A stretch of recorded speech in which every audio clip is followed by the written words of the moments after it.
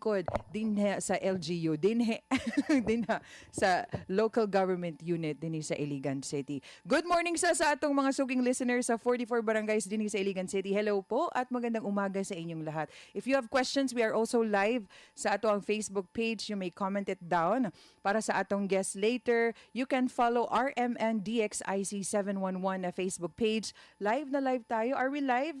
Wala naman tayong technical issue, no? Thank you so much sa atong technical team, Sir Judy. Maraming salamat. Highlight always. And all, uy, familiar. Gikuligin ni siya. Hindi na lang kamastorya. Okay, good morning po. Okay ha, open na open ang atuang live for your comments. Later, babasahin natin yan if we still have time.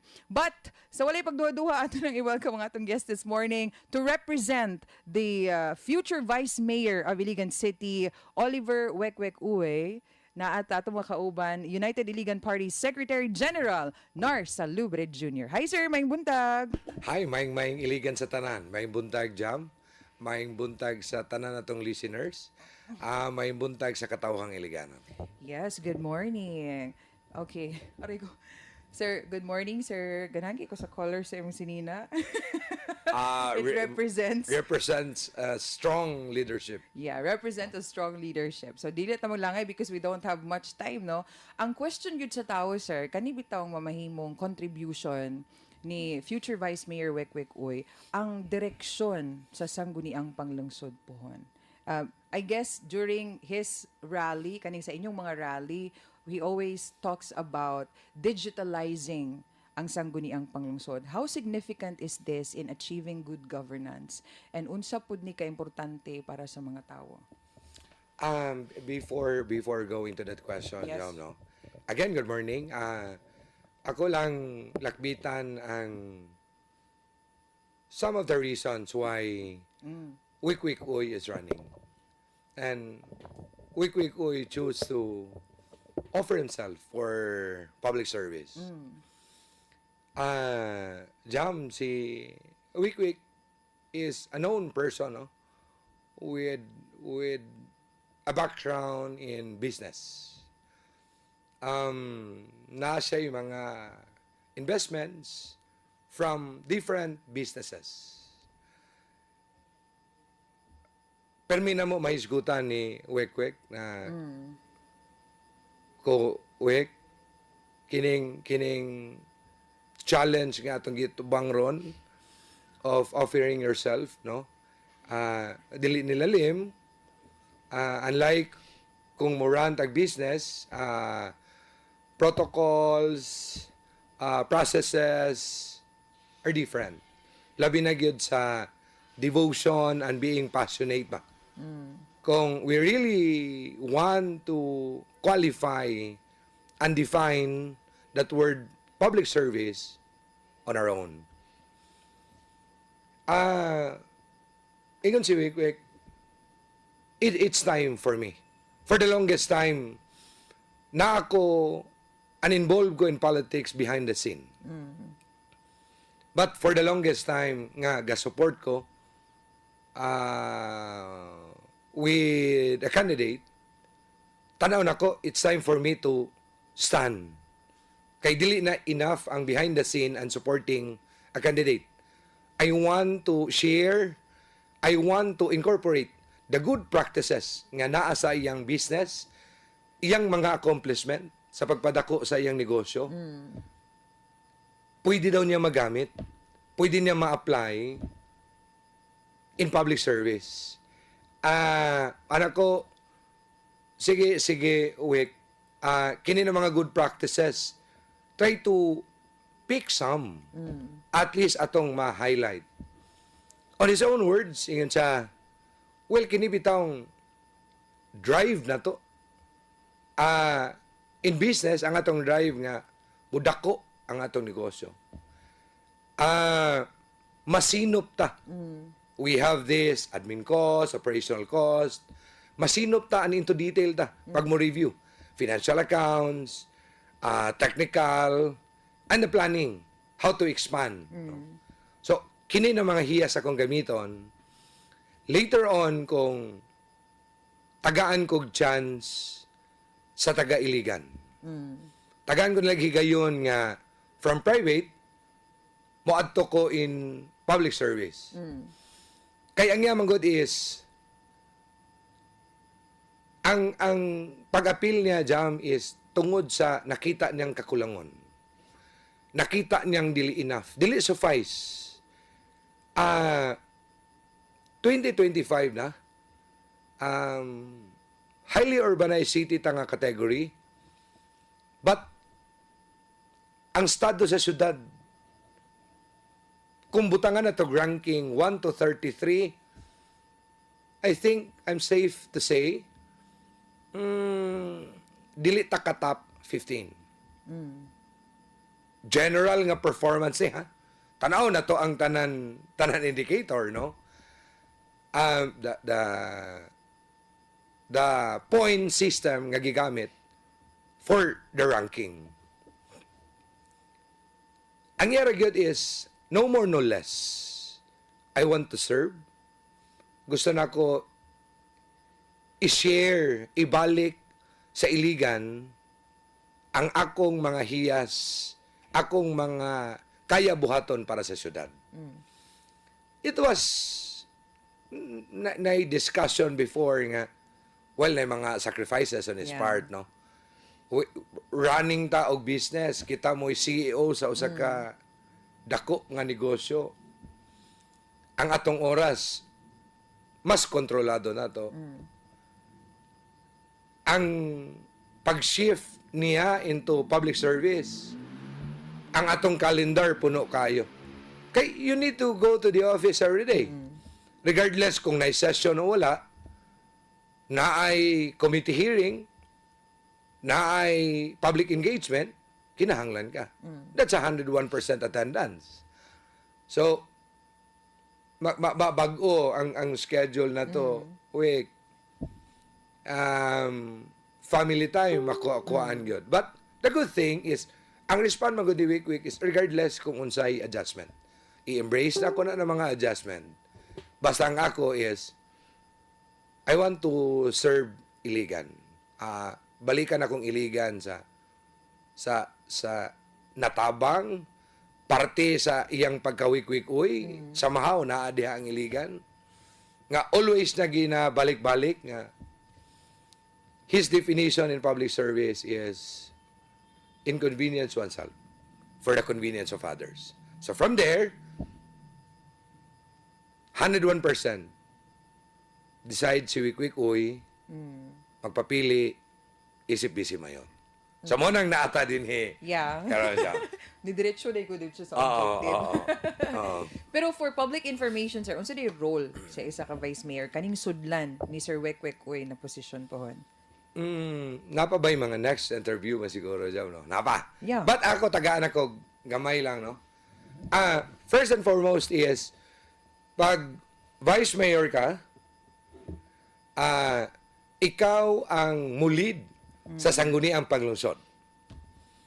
Ikaw ang presiding officer sa sangguniang panglungsod. Jam, dili lang ni simple nga, you will be presiding. Jam, it should be beyond questionable. The heart into public service of you being a decisive leader, of you being a transparent, of you being the kuya, the father of the sanggunian. Because, Jam, ang atong vice mayor is naay otoridad from the local government code, independence, so to speak. Independent siya to run the whole sangguniang panglungsod. So, session, for example, Jam, no? Before going to session, naatay calendar of activities. In fact, na mga agenda nga atong ilatag. Pag napakitay urgent, na mga addendum nga atong i-add, no? During the session, Jam, critical thinker ni. Much better kung batanon ang atong busy mayor. Jam, kay ang iyang oras, ma-devote niya, Jam. Instead of, not discrediting, no? Not discrediting na medyo pag naedad ka. But for me is, Jam, no, kung tanaw na itong lifespan sa tao, the more bata, in fact, mga corporate gani, na mga practices ngayon nga, they are more into investing young workforce. Jam, Wik is 53 years old. Hindi Healthy. halata. Thank you, Lord, no? Pure buyag. Healthy. So, mas ma-maximize na to siya as people of Iligan. Nga dapat ang atong vice mayor is working, available, jam, all the time. Fit, na ay klaro nga leadership, visionary, very clear ang iyang direction for the sanggunian. Kay, in fact, ingon ni Vice Mayor, no, the aspiring Vice Mayor Wik, this is a time na gawa sa atong mayor's office, no, with aspiring Mayor Royga, mailasab, dili lang mayor's office sa Iligan, dili lang Iligan, but the top performing vice mayor's office and the Sangguniang Panglungsod. The next council of Iligan Sangguniang Panglungsod, manoon, maila, as top performer na sanggunian with the whole highly urbanized city category. Jam, kining mga session, kung akong mabalikan, daghay preparation na ni. What is the priorities of the Sangguniang Panglungsod? Unsay mga kinahanglan unahon na mga legislation. Legislation jam nga focus sa lokal. Kay ang Sangguniang Panglungsod jam is mandated man. Mo legislate o mga lokal nga balaod noon para sa syudad. Jam, that will define your or exemplify your leadership. Ako confident ko. Kaya kay ni Vice Mayor Wik. Jam, running a business, dili lalim. Makita na ko si Wik, no, how he is devoted and passionate. I think he has proven himself with all the businesses he had. Yes, And yes. he stand you through time. Yes. Anak ko, thankful ang ako, Wick, ako from the voters' perspective, thank you, Wick, na kumbaga ni-decide na ka for Iligan. Na ang Iligan maka-benefit to Wik with this kind of leadership, with this new direction of the Sangguniang Panglungsod. Jam, limpyo nga tao. Bisan maglibot ka, no, itong mga negosyante syudad, nga mga atong nailhan, jam, ang definition nila kawikwik is a person with no enemy. Yes. May tao. Oh, Putan. lagi siya energy na Oo. very affable, friendly. Kanang Yes. dali ra makaistorya, dali Yes, ra duulan. yes. That's a more important thing, Jam, no? Nga to i-consider into public service. Kana ang tinuod nga mas maduulan. Yeah. Kana ang tinuod na mas masangpit. Kana ang tinuod na mas masandingan. Dili propaganda, but very clear on his own. With the personality, with the type of a person like Wik, Oo. kana ang tinuod na masangayan. Mahimong bisi mayor sa syudad sa Iligan. Jam, dugang there is a sanggunian, no?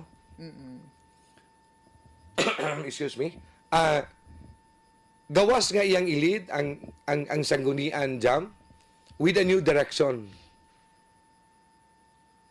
But kini nga new direction, dili ni mo hamper, Jam, ha? Mo work ni friendly, smoothly with the whole LGU, working together with the mayor's office. Yeah. Considering, and of course, positive dana, the next mayor of the city, after this 2025 May 12 election, is Mayor Royga. Jam, very clear ang stand ni Vice Mayor Wik Uy in supporting the agenda of the mayor. Check and balance man good ni Jam. Because the mayor needs the authority of the sanggunian, Agree. and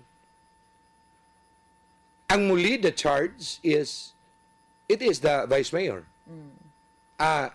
Part diha is ang yung distribution of these committees, no? Kaya I think it will be a 19 council because 18 yata now. So 19 council. The distribution of the committees, Jam. Then, might be, kay iyalaging gi-review tong mga committees mga ga-exist. Na-discussion dito nga ang education possible maduha ka committee, the basic and the higher ed. Really? Para ang function Jam bitaw kay if you look at it, the basic education, ang concentration, preliminaries. Yes. Then the higher education is dali na ta sa college, no? Tertiary. Then atong i-attach dia ang kato atong vocational. So na yung mga committees Jam nga strategically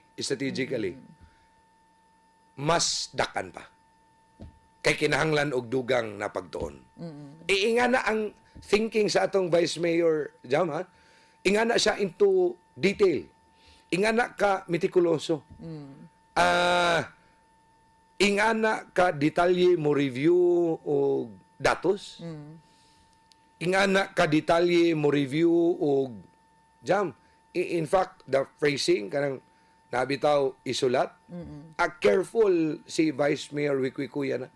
Inga na siya ka detalyado, ka organize nga tao. Which is tanaw na ko an common, no, bisan sa tanan. Dakong advantage ni Wik-Uy nga naana sa iya ng mga hiyas. Ang labaw na Jam ang di na ko ma-describe Jam kung unsa kadako ang iyang dughan. Yeah. Number one is really the heart to serve. I don't know how to size the heart of Vice Mayor Wik-Uy. Oo. But ako Jam, I'm confident na Jam kung atong mag-conduct bitaw ta o study, then bahalag random, no? Asking those people who is Wik-Uy, Jam maguna. Ang maguna, dako kay kasing-kasing. Maing tao. Buutan. Tinuod. Dili fakers, authentic na tao. Kanang yung Jam, taman sa iyang mahimo. Makita na ko, maka-drop ko sa iyang office, no? Even before, Jam, wala pa ang campaign, wala ning filing, wala ning campaign trail. Gatagad, a regular basis nga practice ni Wik-Uy sa iyang kaugalingon ug sa ilang negosyo. Helping people. Dili broadcast, ha? Yes. Dili epal nga broadcast. Oo, kanang ana bitaw gahatag og assistance, gahatag but documented in public o nga usay offensive pa. Nagay ko'y mga nakita nga sobra ang documentation. Dili gani justifiable with the assistance nga nahatag. So, Wik-Uy behind the scene. Ingana ang Wik-Uy nga Tinuod. Well, he has been serving the public even prior to running. Di ba sama Yes. sa ingon, sir? Yes. Before pa siya aning pagdagan sa pagka-vice mayor, involved na si Sir Wek-Wek Yes, sa public yes. service in supporting politicians. Siya mismo ang munao, muduol sa mga tao without documents ni. Yes. Wala gi pangalandakan. Yes. Oo. Kay even before no, Jam, si Wik-Uy, ha, he was part of the policy team of the office of Congressman Rehencia sa business sector. Jam, consultancy, kaming duha. Jam, na engagement without a consideration. Walay sweldo jam, ha? Yeah. Walay honorarium. Walay per dime. Week, uy, did all those reviews, recommendation, how to improve the business and invite more investors, a business-friendly city para sa Iligan. Jam, without a centavo, voluntarily. Consultant, not paid consultant. Engaged, yes, but in the name of service, Jam, for the people of Iligan.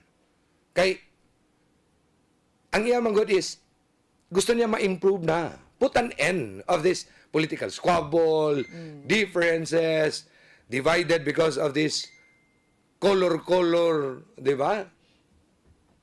Vice Mayor Wickwickoy is not aspiring Mayor Royga is not. Kanang digitalization, Jam. Gi-desire na ni Vice Mayor Wickwickoy tungod sa iya bitang plano jam nga maila ang Iligan City as top business-friendly nga syudad sa tibuok Pilipinas. Wow. As a businessman himself, kasabot siya, Jam. I mean, of all those, the red tape, of all these challenges, kung mo apply ka, mo secure ka mga permits for your business, Jam, so to speak, the struggle is real, ha? Tedious ang process, taas, but Jam, on the perspective of a city that needs investors and investment. Jam, way prolong the process. Nganong ato man silang langanon? Nganong ato man silang dugayon? Jam, the more advantage sa syudad kung naganda yung mga investors. Of course, kana gani ang atong gipagsigawan. Kana part na sa atong mga plano. Kining atong comprehensive plan, lakip ni ana. Ang malambuon nga syudad, abri sa negosyo. Yeah. Business-friendly nga syudad. But Jam, to execute all of those, make a realization of a business-friendly city, Jam, mag-start ta sa usa ka digital nga sangguniang panglungsod. Yes. I guess it would touch efficiency, manggod, number one. Correct. Yung kag-digitalize from the process. Jam, kining atong pag-shift bitaw, gadwiling, matagaan tag higayon, suportas katawhan, magmandaugon si Vice Mayor Wickwickoy karong May 12, 2025 election. Jam, first 100 days, gusto ni Vice Mayor Wickwickoy matun-an, matagaag, prioridad. Asap ang sanggunian nga digital. Gusto niya ni, after the study, matanaw na to kung unsay mga advantage and disadvantages of the digitalization program. Jam, outright gusto ni Vice Mayor Wickwickoy digital i-implement. 100% sa sangguniang ang panglungsod. question sa public answer nga nung kinahanglan man nga unsa ka importante nga nung i-digitalize man ang sangguniang panglungsod. Jam, balik ko sa atong usa sa bread and butter sa atong comprehensive plano and vital part of the ILIGAN Vision 2050, the good governance, Jam. Jam, kung sample digital, Jam, human resource on record online. Yeah. Jam, wala payroll padding. Example, ha? Those employees, payroll padding, nga ipalusot, Jam, outright, you are resolving corruption issue in the sangguniang panglungsod. Yes. Atong dungagan gamay, Jam. Ang atong digital is part of it, is ang atong biometric. For example, if we will use the bio, Jam, accounted ang imong personnel. Because this human resource man ang atong concern, no? This is one. Accounted, Jam. malocate nimo sila asa sila. Nisulod ba sila? O wala. O wala. Jam. Civil service requirement sa panunumpa ng kawani ng gobyerno. Jam, nakabutang kayo dito, maglilingkod o magtatrabaho ng lampas sa oras kung kinakailangan. Tapos jam, wala na nun tayo biometric. Dili na ito matrace ang mga tao kung nisulod ba on time. 8 to 5 man ang atong regular hour. That's the working hours. Jam, dili ka mo sulod. Unsa kadako ang impact na later on sa imong workload. Jam, tanan-tanay ka galingon job description. Ingana si Vice Mayor Wik-Wik, ang gusto niya is klaro ang designation sa tao.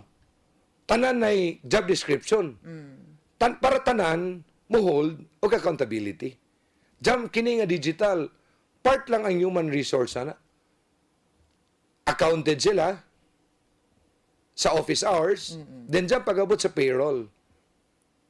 Accounting matter, and the fiscal management. Okay? We need to disperse if you have that human resource, naadiha atong sahod. Mas dali po siya, sir. Efficient na Yes, diha. oo. Diha mo sulod ang efficiency. Then, you are expediting the process. Yes. Dali jam kay when we say digital, part of it, accounted ang human resource, we can arrange with AMOA an understanding with our banks available in the city. Diyan atong payroll system, dali kaayo. Pwede na to butangag scheme like the cut-off scheme, bitaw jam nga.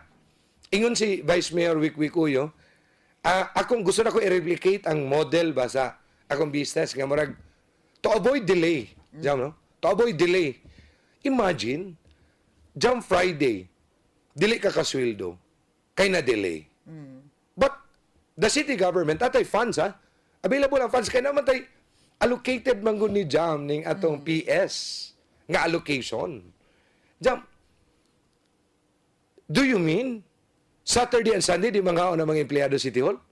Di manghaon ang mga trabahante sa sanggunian tungod kay dili ang sahod? Wait. Dili ta efficient ani. Dili ta effective ani ng mga leader. Dako kayong question mark ani later on nganong kita. What's the difference? Kay ang intention jam is di ba the 1 to 30? Di ba? Diyan pwede na ito butang cut off. Let's say, ang 11 ni mo nga, na-render ni mo nga duty nga 10 to 25, pwede na ito i-payroll sa 30. 30. Para na ay 5 days Yes, na yes. processing. Ang imong, after 30, up to 10 or 9 in the next month, mo imong 15. So na kay window 5 days, at least, nga ma-process ang atong payroll.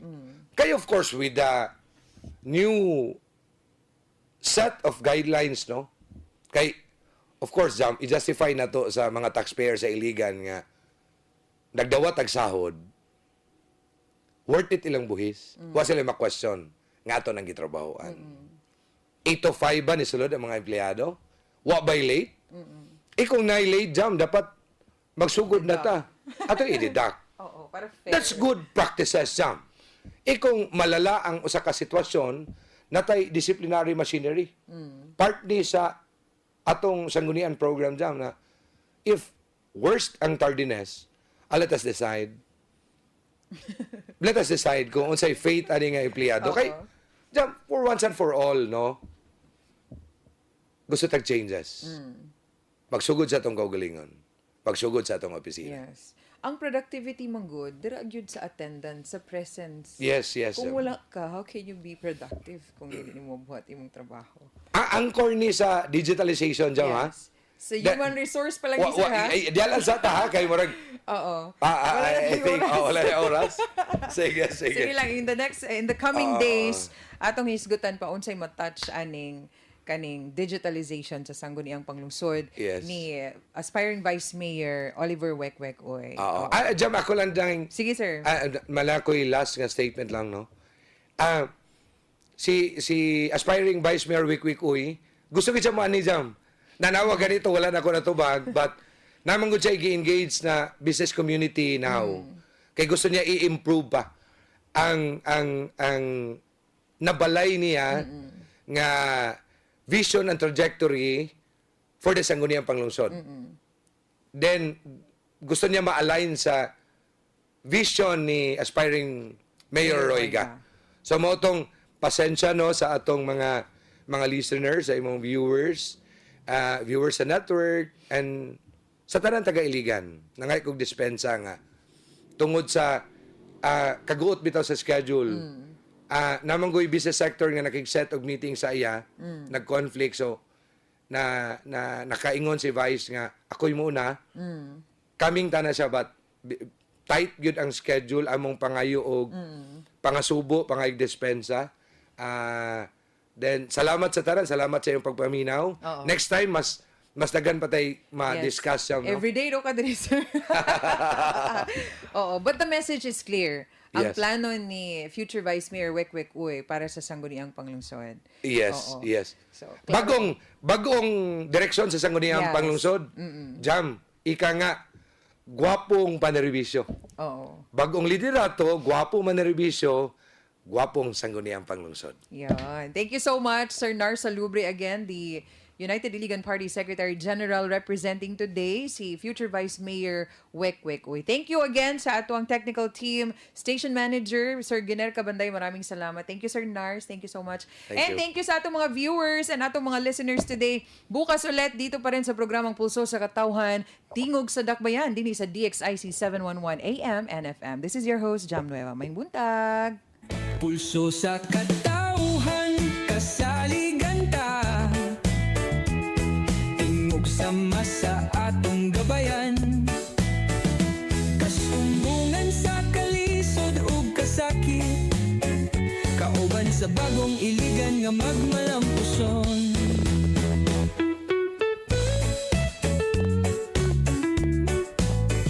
Adunay paglaom sa atong syudad. Dungantang molihok kita magmatinud anon. Inyong nabati ang usa ka binayran nga programa. Ang mga pulong ug mga hunahuna ang galiwatan sa nagdumala, iya lamang ug walay labot ang mga kawani ug tagdumala ning sibyaan. RMN DXIC Iligan. RMN Drama presents Kun Ako ang Pasultihon.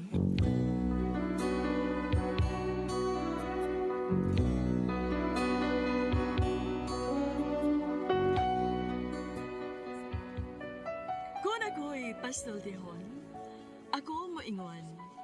Nga kun adunay aso, adunay ko'y kayo. Maong ayaw pagpaduol sa baga, aron dili ka musika. Kung ako sa magpasultihon, ako sa buingon, na ang pagpakasa tawhanon ug ang pagpasaylo balaanon, to err is human, to forgive divine.